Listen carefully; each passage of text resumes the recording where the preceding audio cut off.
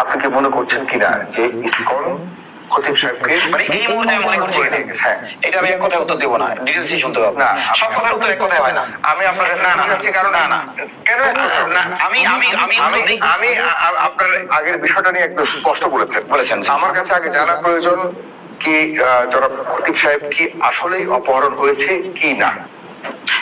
এটাই বলছি, এক কথা উত্তর দিতে পারবো না, কেন কারণ এখনো সন্দেহের মধ্যে আছে, নতুন করে সন্দেহ তৈরি হয়েছে। তার মানে আপনার আপনার আগের জায়গা থেকে আপনি সরে গেছেন, সন্দেহ তৈরি হয়েছে। হ্যাঁ, আপনার আগের জায়গায় আপনি নাই আছেন। সেটা কেন হয়েছে বলবো না, কেন হয়েছে এটা পরের কথা, কিন্তু আপনি প্রথম বলেছেন যে অপহরণ করা হয়েছে তাকে ইসকন, তারপরে সেখানে আপনার অবস্থান নাই আর।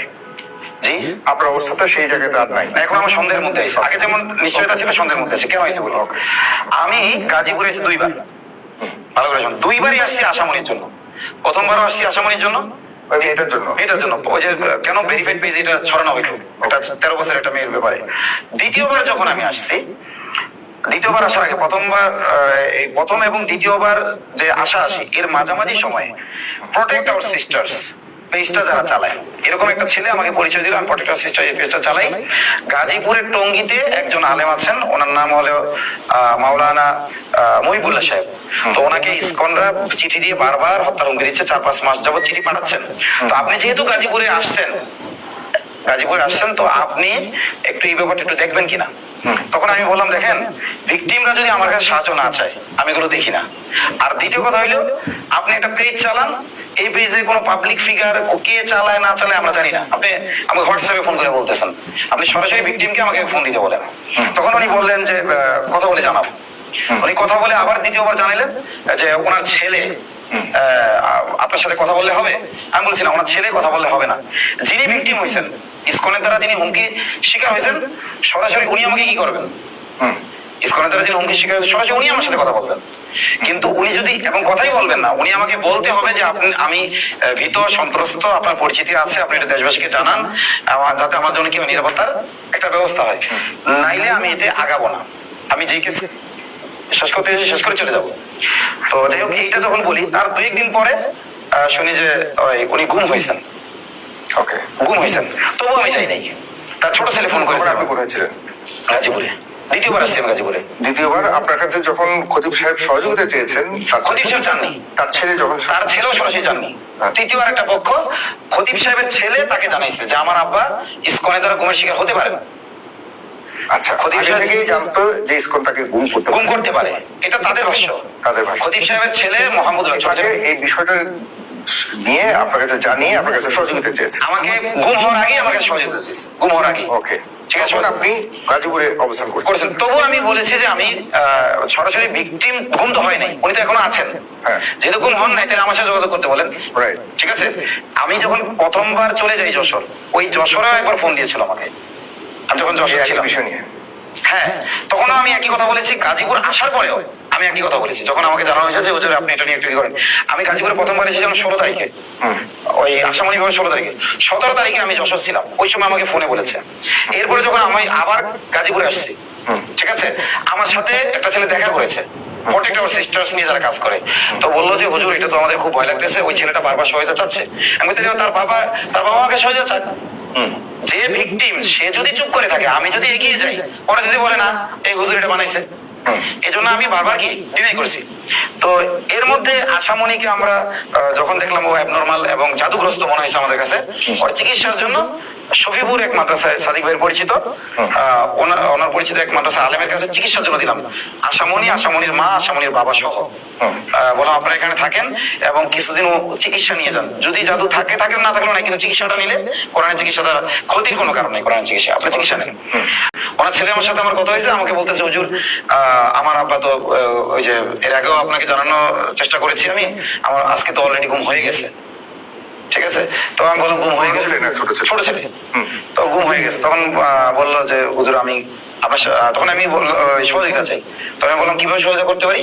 ও থানায় গিয়েছিলাম দুপুরবেলা জিডি করতে, আমার জিডি নেয় নেই, ওদের রাত পর্যন্ত দেখো জিডি নেয় নেই। তো আপনি একটু আসেন আমার সাথে থানায় চলেন। তো আমি তো গেছি ওখানে একটা কাজে।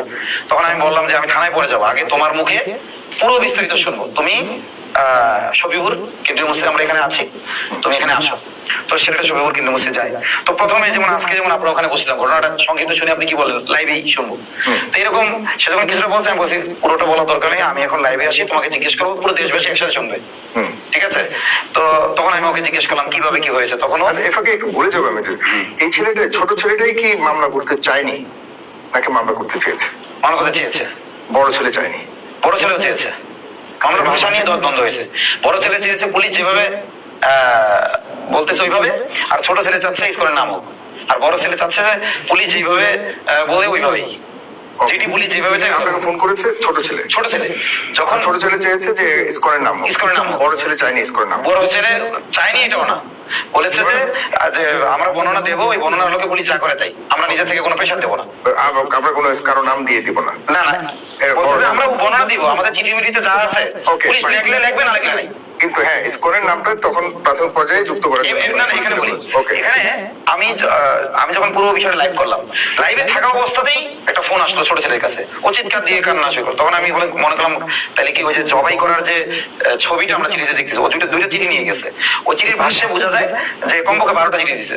তখন আমার কাছে 10 নম্বর চিঠি এবং 11 নম্বর চিঠি ছিল, 11 নম্বর চিঠি আর 12 নম্বর চিঠি ছিল, যেহেতু বলতেছে এর আগে 10টা চিঠি দিয়েছি, তাহলে এর আগে 10টা দিলে এটা কত নম্বর? 11 নম্বর। ওই 11 নম্বর পরে দিছে আরেকটা, তাহলে ন্যূনতম 12টা চিঠি এখান থেকে ভাষা থেকে বোঝা যায়। তো ওইখানে আরো যা ছিল এটা তো আপনারা অনলাইনে দেখছেন। তো ওই সময়টায় আমি ওকে বলি যে ওইখানে তোমাদের আর কোনো মুরব্বী আছে কিনা থানায় যাওয়ার মতো বা এর মতো? বলছে মসজিদ কমিটি মোটামুটি মানে একটু অবহেলা করতেছে, এরকম বললো আর কি। ওরা ও যা ছোট মানুষ, ও যেটুকু বুঝাইতে পারলো। আসলে হয়তো সবাই কনফিউজ ছিল, বাড়িতে ফিরে আসতেও পারে না। আবার পুলিশও যেহেতু তখন ইসকনের নাম সহ জিডি করার ব্যাপারে পুলিশ আপত্তি করলো, ইসকনের নাম নিয়ে আমরা মানে জিডি করা যাবে না, ঠিক আছে? না, খুব বেশি লেট হয়ে যাচ্ছে এখন।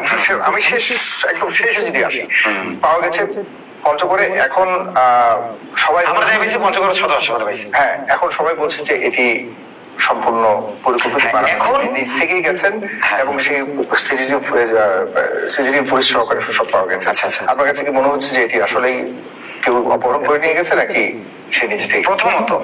প্রথমত আমি আর যেতে চাই না, অনেক বলেছেন। এরপরে দুইটারই সম্ভাবনা আছে। কেন বলছি? এক দুই লাইনে শেষ করে আপনার ওই অপহরণের যে বিষয়টা এসেছে, আপনার কিছু অসংগতি পুলিশ যে ধরেছে মামলার এজাহারে, এটা আপনার জানতে হবে। মামলা তো হয়নি আপনি বলছেন? না না, মামলা পরে হয়েছে, ওনাকে পাওয়ার পরে। আচ্ছা, আমি এখন ওটা পাওয়ার পরেরটা পরের ওটা, কিন্তু আমি বললাম যে এই সত্যটা কোনটা? আপনি আপনার যে আমি এখন কনফিউজ বলতে কি কারণে? জি, মানে আপনি মনে করছেন যে অপহরণ করা হয়নি যেভাবে আপনারা প্রথম থেকে মানুষকে জানিয়েছিলেন? অপহরণ করা হয়নি এটা না, অপহৃত তো উনি হয়েছেন, অপহৃত তো উনি হয়েছেন।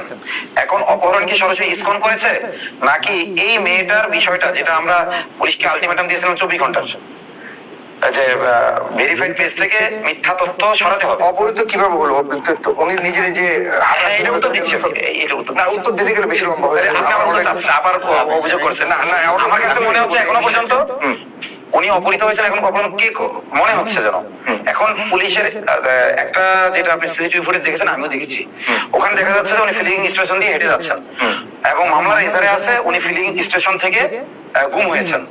অথচ উনি কিন্তু মুখে পুলিশকে যেটা বলেছেন এজাহার লেখার সময়, যে আমি ব্রিজের পরে যাই কি হয়েছে, গুম হয়েছে, ফিলিং স্টেশন দিয়ে আমি হেঁটে গেছি, এটাই উনি সব জায়গায়। একটা যদি নাটক হয়ে থাকে তাহলে ফেক নাটক বানাইয়া ওইটাকে আন্ডারমাইন করা।